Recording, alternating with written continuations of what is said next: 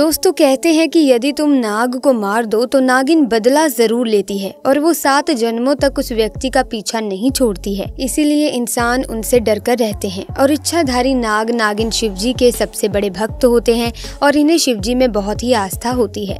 ऐसे में अगर आप भी भगवान शिव के भक्त हैं तो कमेंट्स में जरूर लिख दें हर हर महादेव, ताकि भगवान शिव का आशीर्वाद और कृपा दृष्टि आप पर सदैव बनी रहे। ऐसे में दोस्तों आज की इस वीडियो में आपको एक ऐसी घटना बताने जा रही हूँ जिसे सुनकर आपके होश उड़ जाएंगे। दोस्तों जरा सोचिए कि तब क्या हुआ होगा जब बिहार में नाग को मारकर पेड़ पर लटका दिया गया। फिर उसकी नागिन ने जो किया देखकर सब हैरान हो गए और यकीनन आप भी हैरान होने वाले हैं जब आप इस वीडियो में इस पूरी घटना को जान लेंगे। तो दोस्तों ये घटना है बिहार के एक छोटे से गाँव अरवल की, जहाँ 2 दोस्त मोनू और मनदीप इसी गाँव में रहते थे।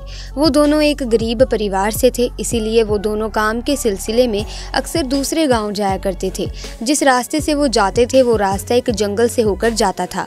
उसी जंगल में रास्ते के करीब ही एक विशाल बरगद का पेड़ था। उसी बरगद के पेड़ पर एक इच्छाधारी नाग नागिन का जोड़ा रहा करता था। एक दिन की बात है, नागिन यूं ही जंगल में भ्रमण के लिए चली गई, लेकिन नाग वहीं पेड़ के नीचे सो रहा था। जब मोनू और मनदीप शाम को उसी रास्ते से अपने घर आ रहे थे जहाँ वो बरगद का पेड़ था, तो उस समय वहाँ थोड़ा थोड़ा अंधेरा था। तो अचानक उन दोनों की नजर उस नाग पर पड़ गई।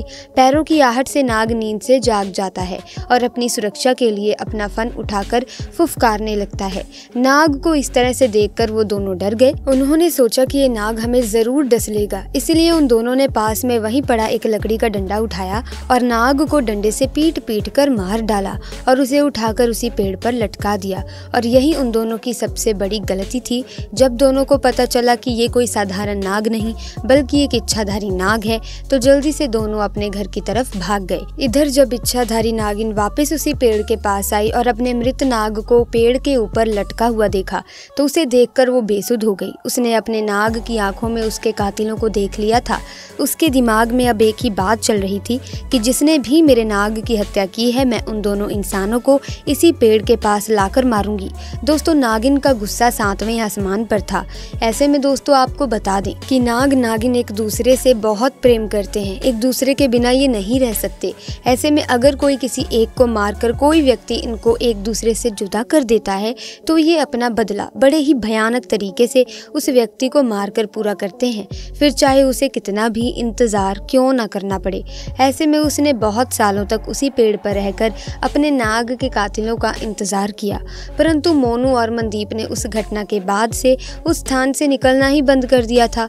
परंतु इच्छाधारी नागिन अपने नाग की हत्या का बदला लेने के लिए बहुत ही ज्यादा तड़प रही थी। उसके सब्र का बांध अब टूट चुका था। उसने निश्चित किया कि अब मैं गांव में जाकर ही उन दोनों हथियारों से बदला लूंगी। उसने एक बहुत ही सुंदर कन्या का रूप बनाया और भेष बदलकर उसी गांव में पहुंच गई जहां मोनू और मनदीप रहते थे। उसने पूरे गांव में नाग की आंखों में देखे उन दोनों कातिलों को बहुत ढूंढना चाहा, पर वो कहीं नहीं मिले। परंतु शाम के समय मोनू और मनदीप काम करके जब घर वापस लौट रहे थे तभी उन पर नागिन की नजर पड़ गई। उस समय उसने बहुत ही सुंदर लड़की का रूप धारण कर रखा था। ऐसे में वो मोनू और मनदीप को अपनी सुंदरता से लुभाने लगी। वो दोनों भी उसकी सुंदरता पर मोहित हो चुके थे। तभी उस लड़की ने कहा कि आओ मैं तुम्हें स्वर्ग की सैर कराती हूँ। वो दोनों भी ये सुन बेसुध हो गए थे और उसके पीछे पीछे जाने लगे। वो उस लड़की की सुंदरता में इतना मोहित हो चुके थे कि उन्हें समझ ही नहीं आ रहा था कि वो उसी स्थान पर जा रहे हैं जहाँ पर उन दोनों ने नाग की हत्या की थी। अब वो इच्छाधारी नागिन उन दोनों को लेकर उसी पेड़ के पास आ गई और अपना भयंकर विशाल रूप उन दोनों को दिखाया, जिसे देखकर दोनों के होश उड़ गए और डर के मारे दोनों कांपने लगे। नागिन ने दोनों को डस डस कर उसी पेड़ के पास मार दिया और पुनः उसी पेड़ के पास रहने लगी। दोस्तों हमेशा इस बात का विशेष ध्यान रखिएगा कि किसी भी प्रकार से जाने अनजाने में आप किसी भी सांप या नाग नागिन को चोट ना पहुंचाएं, क्योंकि हमारी एक गलती हमारे ऊपर बहुत भारी पड़ सकती है। नाग हो या नागिन ये सभी महादेव शिव के गहने हैं। हमारा कार्य है कि जैसे हम महादेव की भक्ति करते हैं ठीक उन्हीं के साथ ही हमें इनकी भी पूजा अर्चना करनी चाहिए, ना कि इन्हें चोट पहुंचानी चाहिए। तो दोस्तों आपकी इस घटना के बारे में क्या राय है, आप अपनी राय हमें कमेंट सेक्शन में देना ना भूलें। और दोस्तों महादेव के दीवाने कमेंट सेक्शन में हर हर महादेव का जयकारा पूरी श्रद्धा से पूरे मन से जरूर लगा दें, ताकि उनकी कृपा दृष्टि आप पर सदैव बनी रहे। जल्दी मुलाकात होगी एक नई वीडियो में नई घटना के साथ, लेकिन उससे पहले अगर आपको ये घटना अच्छी लगी तो वीडियो को लाइक करें, शेयर करें और चैनल को सब्सक्राइब करके बेल आइकन को प्रेस कर दीजिए ताकि आने वाली नई वीडियोस की अपडेट आपको मिलती रहे। आपका बहुत बहुत धन्यवाद।